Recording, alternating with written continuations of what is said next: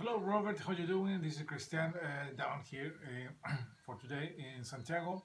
Have to make a quick trip to back to the capital to do some business. So I have had the time to do entry to your contest. First of all, congratulations on passing 700 subscribers. That was your main goal, and I think you will be over 1,000 in a very short notice. So you are having a contest. You are asking us to show three records that were very important to us in our youth. That maybe most for us define our music taste and lead us in our journey in music. To me, I started listening to music very early, at least in my for what I think. Mostly because my parents they always listen to music on radio here, some local stations, AM and FM, and they were very focused on um, music. They music in English and some Spanish songs, and lately is started listening to more FM radios that they play mostly the top 40, or I think that's where they will play of the Billboard of the Billboard chart. So you will get all the usual suspects from 80 from the 80s, 81, 82, 83, and so on. You don't get many things out of that narrow box of things that they play. They don't do something very different or eclectic or new or alternative for their. They just play what the charts were saying you had to listen, or at least what you had to play. So that's why here I have two of the first things I remember buying early in the 80s, and they are two cassettes from acts that were very big in the early 80s, and they are here it is. Of course, Men at Work. This is the second one. This one is Cargo. I have also a business as usual, but that was one that my brother bought. I have it right here, but I'm sure this one was the first one I bought. These are a really good one, really fun listening thing. It's it's cool stuff. You have Men at Work, Cargo. Also, this one, Jerry Hall and John Oates. And the record H2O, he will have some big song like Man Eater. That's one of the biggest songs. It's a really good one. It's a really simple but very catchy pop from the early 80s. And this one are one of the first things that I bought. I'm positive that I bought them back in the day when I started listening to music. But as I have told many times, one day my young brother, he's 2 years younger than myself, came back from school with some dub cassette that I think it was a Sony CHF 90 with 45 from each side, and that he borrowed from a friend from school and put it in a boom box, or a deck that we have back in the day, and press play, and one song came in, and I was immediately hooked with that. Um, it was like everything that I was looking after.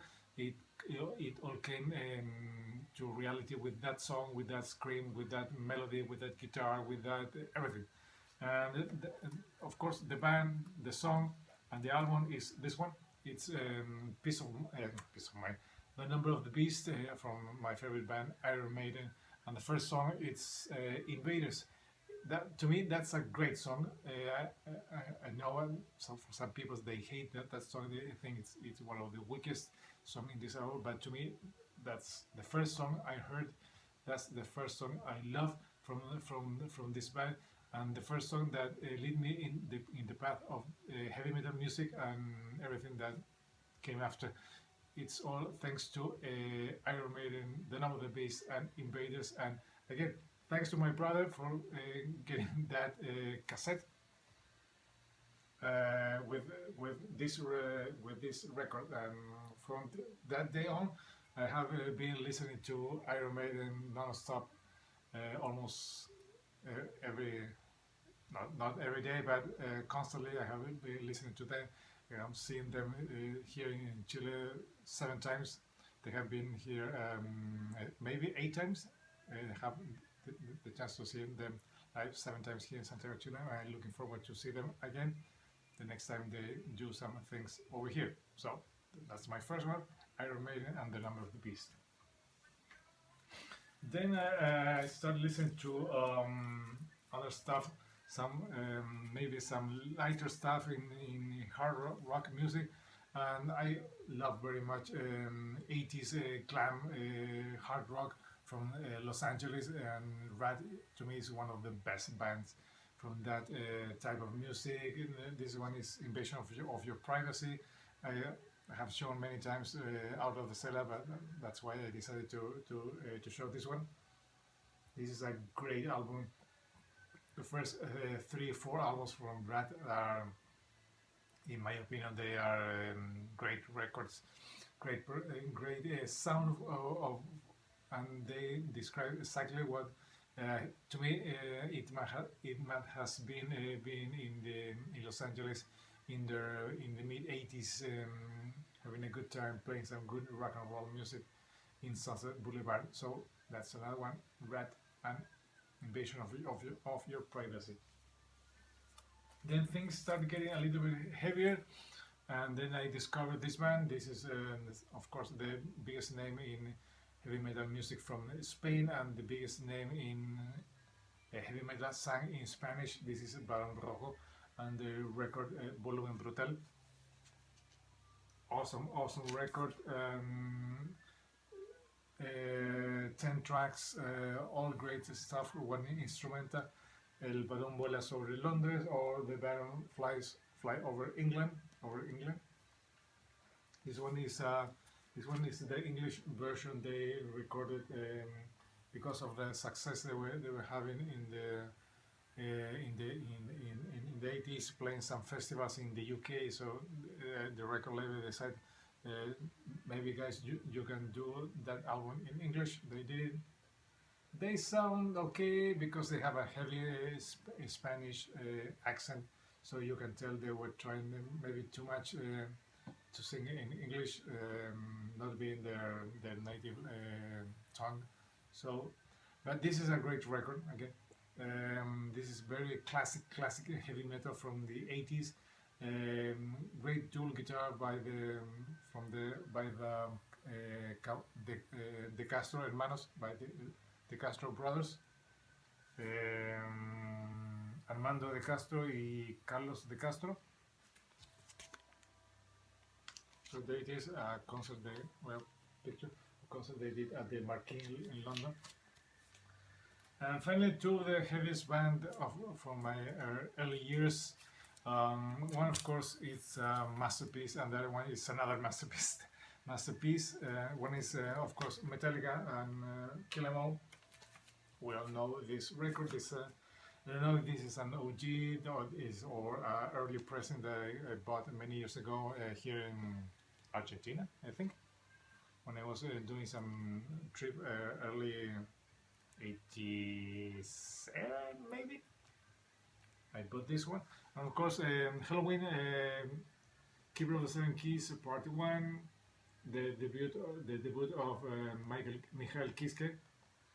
Well, I think he was 18 or 19 years when he recorded this record. This is an amazing. This is they are the godfathers of power metal, epic metal,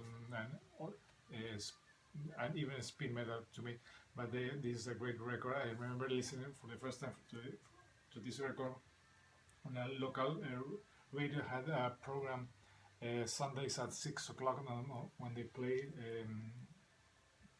killer heavy music, and one day they played this record, and wow, this was amazing listening to this one for the first time back in '87. So there is Halloween. So Robert, those are a couple of my records from my youth that I really enjoy, that made a huge impact in everything that I have listened after. After that, of course, the '90s with some alternative things. Then the late '90s and the early 2000s, they were a really struggling era for all of us to listen to some music. Fortunately, things are getting kind of back in order, with old bands putting some quality music today, and all those bands from the '90s are going a little bit underground right now. But at least those bands from the '80s are one of my dearest and most loved bands from that era that I still listen till now. So that's it, Robert. Thanks again for having this contest. Congratulations on having more than 700 subscribers. I think you will, without in a blink of an eye, you will be reaching 1,000 subscribers, more than well deserved. This is Christian down here in Santiago. Till next time, and goodbye.